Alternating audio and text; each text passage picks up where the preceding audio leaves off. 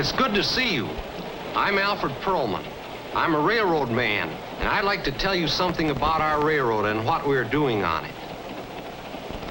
Hear that click of the rails?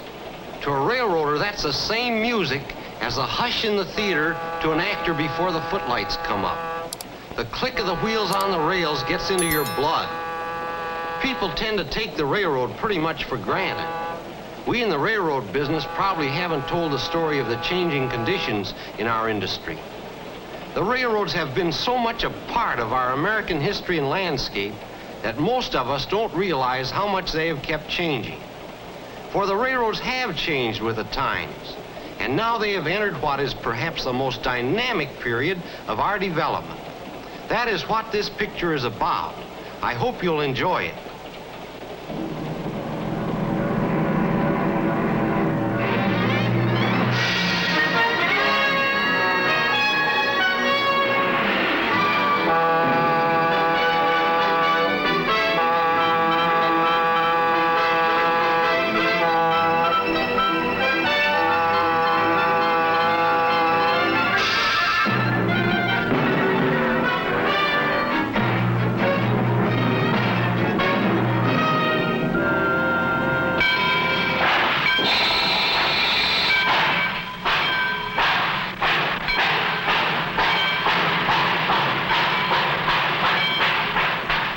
Had a job waiting for it from the beginning.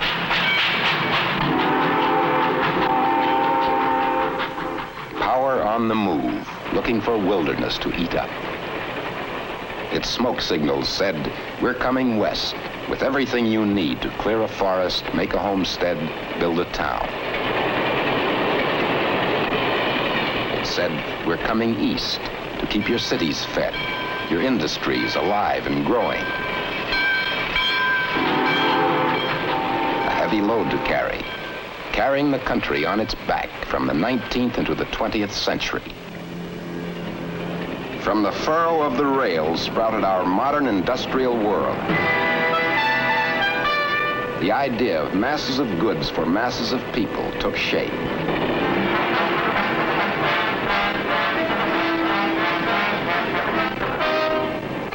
This skyline, its signature. One continuous moving assembly line, and the rail itself, part of that line. The steel needing iron ore and power, the power needing coal and oil. Every part of the line connected to every other part. Mile after mile of industrial power.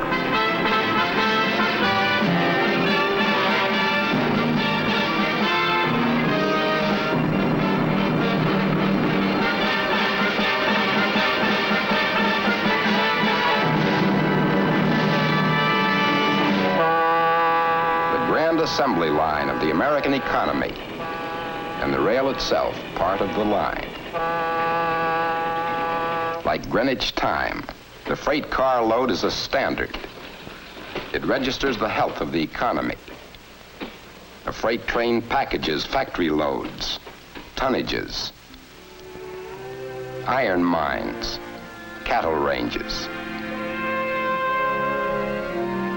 packages quarries, forests, wheat fields. More than 100,000 freight cars loaded and put on the move in the United States every day. And tomorrow the load will be heavier. To increase efficiency, the railroad calls on modern science and research. Science and research, key words in industrial progress.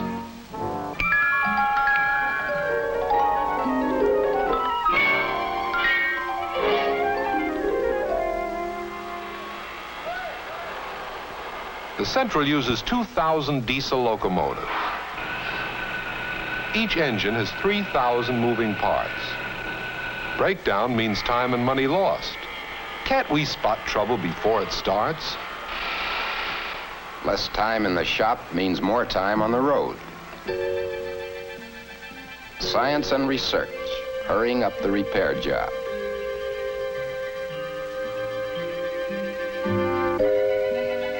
key instrument is the direct reading spectrometer in the research lab of the New York Central Railroad in Cleveland.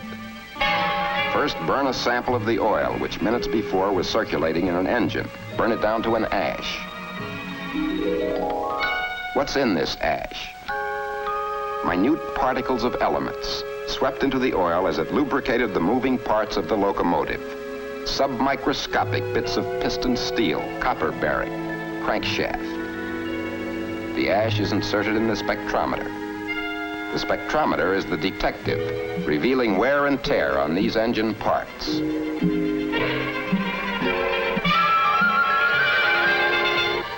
Time for analysis, 47 seconds. By chemical analysis, 2 months. By checking wear and tear figures on each locomotive against previous readings, trouble is averted before it starts, saving millions of dollars a year.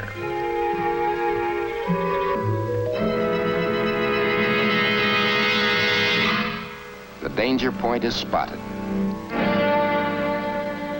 Time presses. Wheat, steel, meat. Tomorrow's necessities can't wait. Operator, connect me with Power Control in New York, please. Power Control, this is R.L. Barr in the Spectrometer Lab in the Research Department in Collinwood.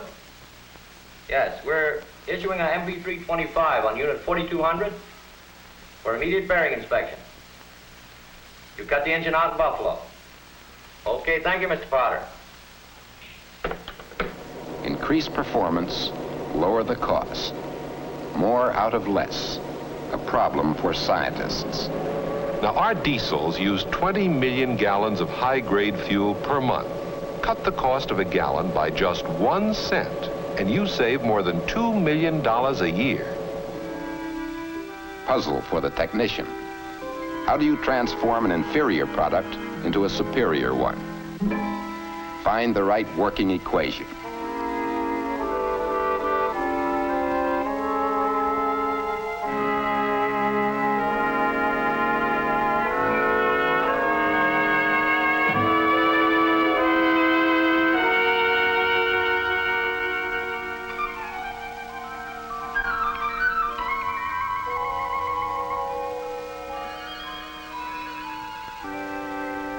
They created an additive, which converted a substandard fuel into a high-grade fuel.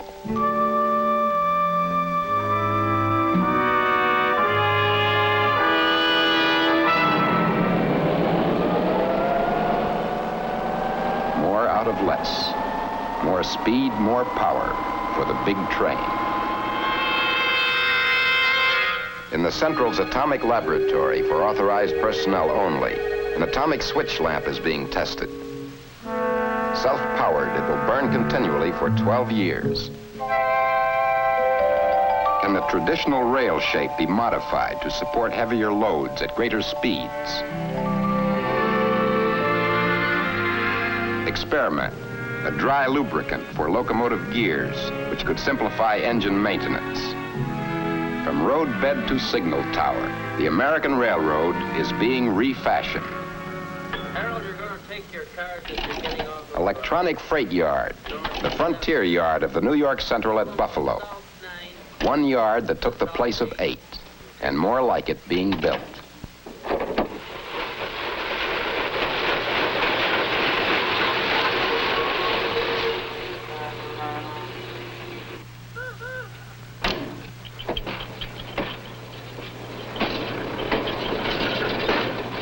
As letters arriving in a central post office are rerouted for new destinations, so arriving trains must be reassembled into new trains in freight yards. Frontier Yard can handle 3,000 cars a day and set them moving on their way 3 times as fast as it used to take.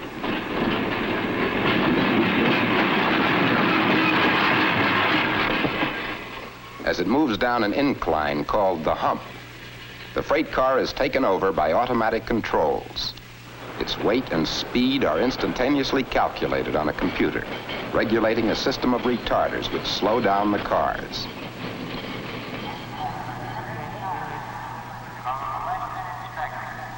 They move on their assigned tracks to assembling trains at the exact speed necessary for smooth coupling.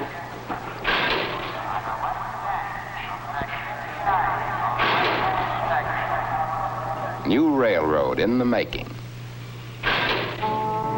Early Bird, nickname for a fleet of New York Central's crack freight trains that speed each day from the Midwest to the East. You are watching the loading of NY4, one of the early birds on the Chicago-New York run. Masses of things for masses of people. Everyday things. Plywood, canned goods, housewares, drugs, paint, newsprint, auto parts, living standard.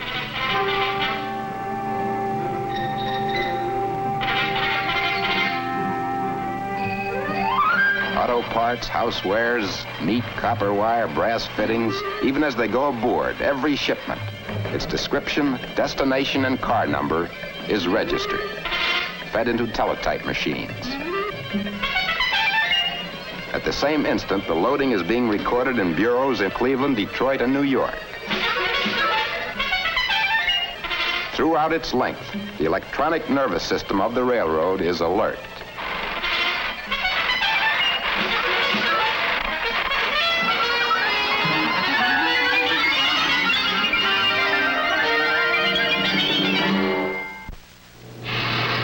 p.m. Blue Island Yard, Chicago. Time to roll.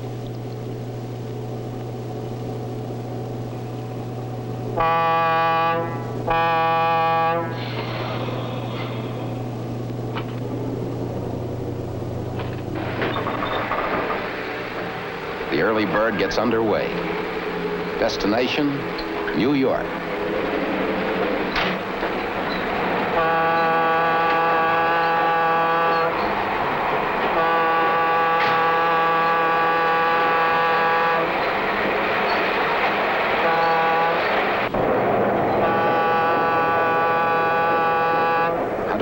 Freight cars behind its diesels. Payload 4,000 tons. 8 million pounds of freight on the move. Moving against the industrial skyline, which 100 years of train movement helped to make.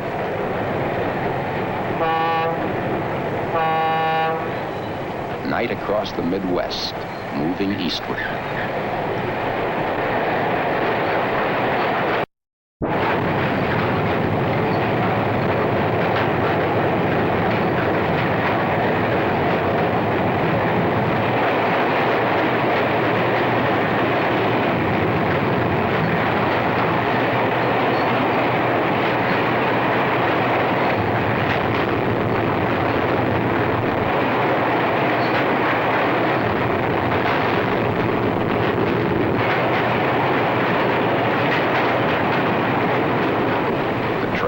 Work to do.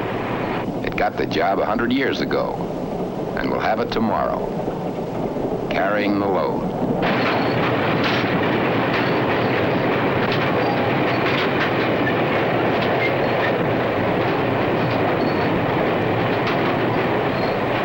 The train has a single statement to make. Coming through.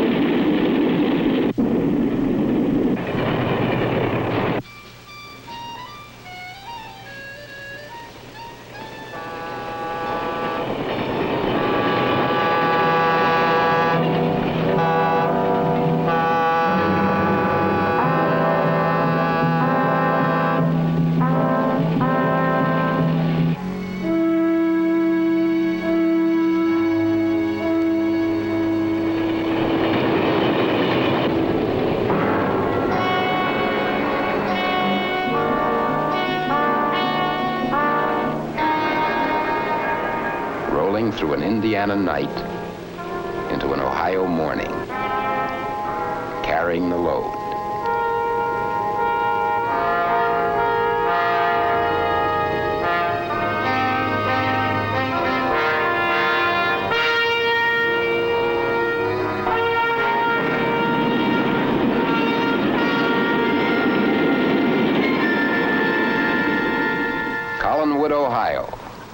crew change.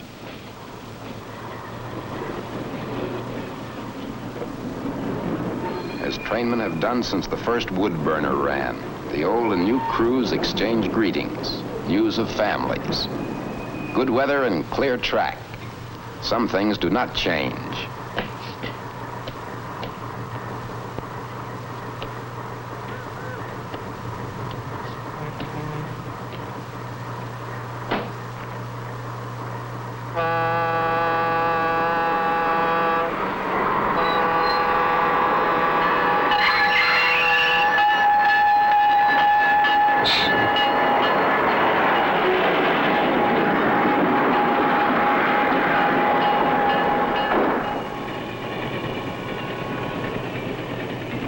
Harvest comes as it came when the steam engine ran on this track, comes across Ohio.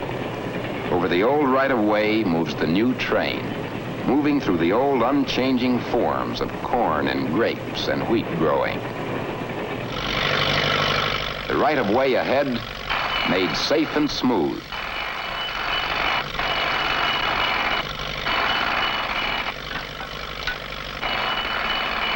John Henry with new muscles. There's not a man alive can pull and drive spikes like this, or raise up rails, or pack the ballast,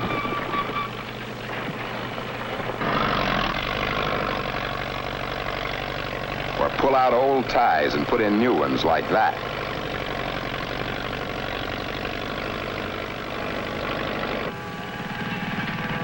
Smooth down the road bed, so it's set for that train to roll through.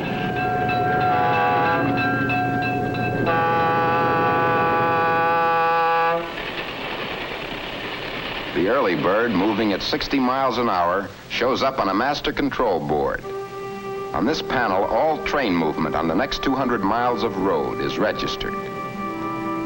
Remote controls here make 2 tracks do the work of 4.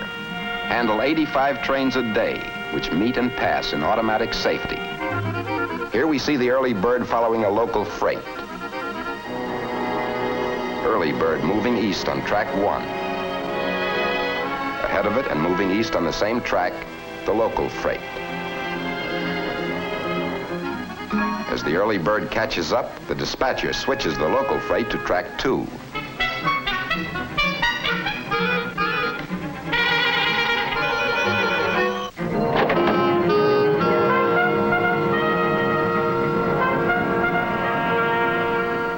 Freight moves over.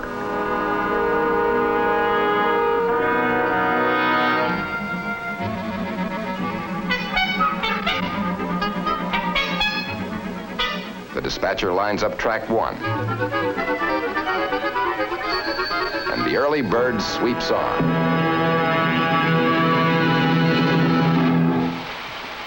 Throughout its length, the electronic nervous system of the railroad pulsing.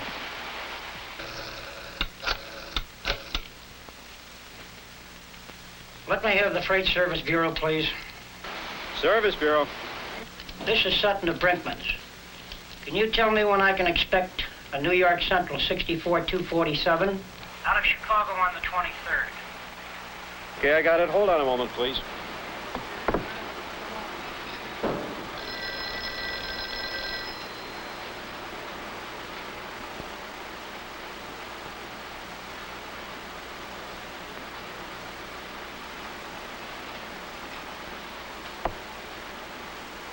Your car left the Frontier Yard at 1:15 p.m. this afternoon. It's due in New York tomorrow morning at 4 a.m. Very well, thank you. Goodbye.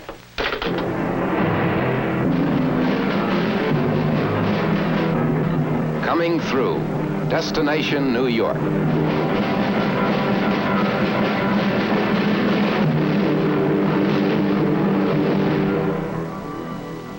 Every day it is taken for granted.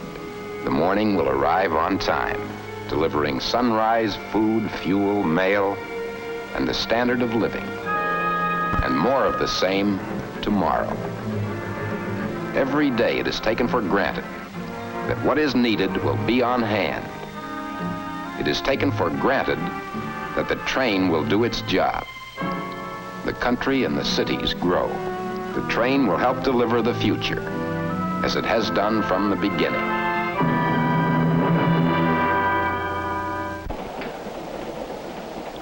But that is only half the story. I'd like to tell you the other half myself. But first, a question.